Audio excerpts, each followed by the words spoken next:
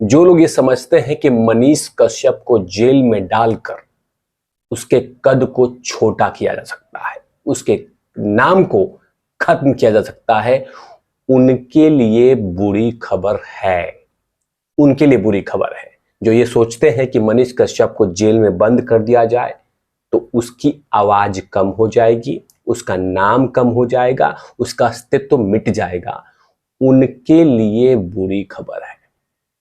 और मनीष कश्यप के प्रशंसकों के लिए बड़ी जीत है और बड़ी खबर है, और खासकर बिहार के वो तमाम व्यक्ति के लिए खुशखबरी की बात है कि मनीष कश्यप का लगातार कद बढ़ता जा रहा है। मैंने मनीष कश्यप से रिलेटेड हर वीडियोस को सही ढंग से पेश किया है और उसी को लेकर फिर से आपके सामने पेश हो रहा हूं। वीडियोस को जमकर शेयर कीजिएगा, खासकर बिहार के वो तमाम प्रशंसक जो मनीष कश्यप के हैं। इसी को लेकर बात करूंगा। नमस्कार, आप देख रहे हैं तिवारी भैया, मैं हूं वेद प्रकाश। दरअसल मनीष कश्यप के बारे में आप तमाम लोग को पता है कि मनीष कश्यप ने कैसे कैसे करके वो तमाम सीढ़ियों को पार करके अपने नाम को रोशन किया है, और ना कि बिहार में, बिहार से भी बाहर। लेकिन एक घटना ने मनीष कश्यप को यह साबित करवा दिया और खासकर उनको ये कहला दिया कि मनीष कश्यप दो राज्यों के बीच में बड़ा युद्ध कराने वाले हैं। उनके बातों को सुनकर बिहार, तमिलनाडु खाली हो जाएगा, बिहार भर जाएगा, इस तरह के माहौल बने थे। और लगातार मनीष कश्यप के ऊपर में जब कार्रवाई हुआ तो बड़े बड़े थिंक टैंकर लोग मनीष कश्यप के बचाव में उतरे थे। गिद्ध मीडिया जो है वो लगातार, जो चिलगोजे मीडिया है वो तो खुशी मना रहे थे, लेकिन बड़े बड़े थिंक टैंकर मनीष कश्यप के समर्थन में उठ गए। और जब समर्थन में उठे तो ही इस दिन पता चल गया था कि मनीष कश्यप के फैन फॉलोइंग कितनी है, जो अब दिख रहा है। देखिए, फिलहाल मैं जो बात कर रहा हूं कि मनीष कश्यप का कद कैसे बढ़ा है। दरअसल मनीष कश्यप को लेकर जिस व्यक्ति ने बात किया है वो महामहिम बिहार के राज्यपाल राजेंद्र आलमगीर साहब ने किया है। और उन्होंने जो बातें कही है वो बेहद सुनने वाला है। जो बातें कही है, बहुत सारी बातें कही है। तो सोचिए कि बिहार के गवर्नर अगर मनीष कश्यप के लिए बातें कर रहे हैं तो कद कितना बढ़ा है। क्योंकि एक तरफ एक धड़ा तो सोचता है कि मनीष कश्यप को पूरी तरह से ढक दिया जाए, सील कर दिया जाए, उनके मुंह को बंद कर दिया जाए ताकि वो आवाज नहीं उठा सके। लेकिन जब जब मनीष कश्यप को मौका मिलता है वो दहाड़ मारते हैं। और इसके पूरी आपने, तमाम लोगों ने, आपने एक सैंपल देखा था पटना हाईकोर्ट के प्रांगण में, उसके बाद भी कार्रवाई की गई थी। लेकिन मैं आता हूं टॉपिक पे कि बिहार के गवर्नर साहब ने क्या क्या बातें कही है। इसके बाद आगे चर्चा की शुरुआत करता रहूंगा। दरअसल बिहार के गवर्नर राजेंद्र जी ने एडवोकेट बीबी देशपांडे मेमोरियल ऑपरेशंस में सुप्रीम कोर्ट के न्यायाधीश न्यायमूर्ति अरविंद कुमार की उपस्थिति में यह टिप्पणी की है। सोचिए, आदरणीय सुप्रीम कोर्ट के जज साहब के सामने बिहार के महामहिम गवर्नर साहब ने जो बातें कही है, जो सुनवाई है, जो बातें सुनाई है, वो बेहद चौंकाने वाला है। एक तरफ लगातार लोग कहते हैं कि मनीष कश्यप का कद छोटा हो रहा है, मनीष कश्यप खत्म हो रहा है, उसकी जुबान बंद कर दी जाएगी। लेकिन आदरणीय बिहार के महामहिम गवर्नर साहब ने सुप्रीम कोर्ट के जज साहब के सामने कहा है। क्या कहा है ये बतला देता हूं। भारत के सर्वोच्च न्यायालय द्वारा इसे एक पत्र की अलग व्याख्या की गई है। कहे जाने पर सवाल उठाते हुए उन्होंने कहा कि बिहार के राज्यपाल राजेंद्र जी ने कहा कि अदालत ने फर्जी खबर फैलाने के लिए मनीष कश्यप को दंडित किया और संपादक को, ग्रिल्ड को इसी अपराध के लिए बख्श दिया गया। हम सभी को दुख होता है जब हमें पता चलता है कि सुप्रीम कोर्ट में आने वाले एक व्यक्ति को राहत से वंचित कर दिया जाता है और उसी आधार पे आने वाले किसी अन्य व्यक्ति को राहत दी गई। मनीष के मामले में यही हुआ।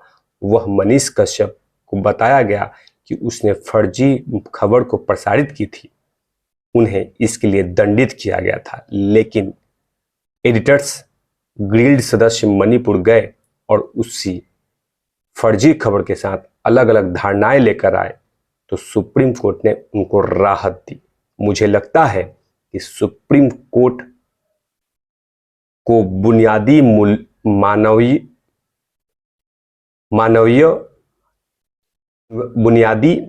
मानवीय मूल्यों को ध्यान में रखना चाहिए था। मूल कर्तव्य और अधिकार नहीं, बल्कि मूल्य। ऐसा कई बार होता है कि हम ठीक से व्याख्या नहीं कर पा सकते। हर बार हमारी व्याख्या अलग अलग होती है। एक ही पत्र की अलग अलग व्याख्या क्यों? क्योंकि हम पत्र के पीछे भावना को समझ नहीं पाते हैं। इस तरह के तमाम बातें कही है। सोचिए, जज साहब के सामने बिहार के महामहिम गवर्नर साहब ने जो बातें कही हैं, वो कहीं ना कहीं सुप्रीम कोर्ट के जज साहब को, उनके कान तक बात पहुंच गई होगी कि एक तरफ आप एक पत्रकार समूह को, एक न्यूज़पेपर समूह को आप उसको सजा नहीं देते हैं, लेकिन मनीष कश्यप के लिए सजा दे देते हैं। तो कहीं ना कहीं ये बातें मनीष कश्यप के प्रशंसकों के लिए बेहतर की बात है कि कद बढ़ता जा रहा है। एक तरफ कद को छोटा करने की कोशिश की जा रही है, लेकिन कद बढ़ता जा रहा है। आपने देखा होगा कि अभी रिसेंटली में प्रधानमंत्री के नरेंद्र मोदी के खासम खास माने जाने वाले महाराष्ट्र की धरती से आते हैं, उस व्यक्ति ने बकायदा उनके समर्थन में बात कही थी। इनकी मैं बात कर रहा हूं पूर्व शिक्षा मंत्री विनोद तावड़े जी के बारे में। लगातार उनकी निगाहें थी और उन्होंने ये बातें कही कि मनीष कश्यप के साथ इस तरह के व्यवहार क्यों हो रहा है।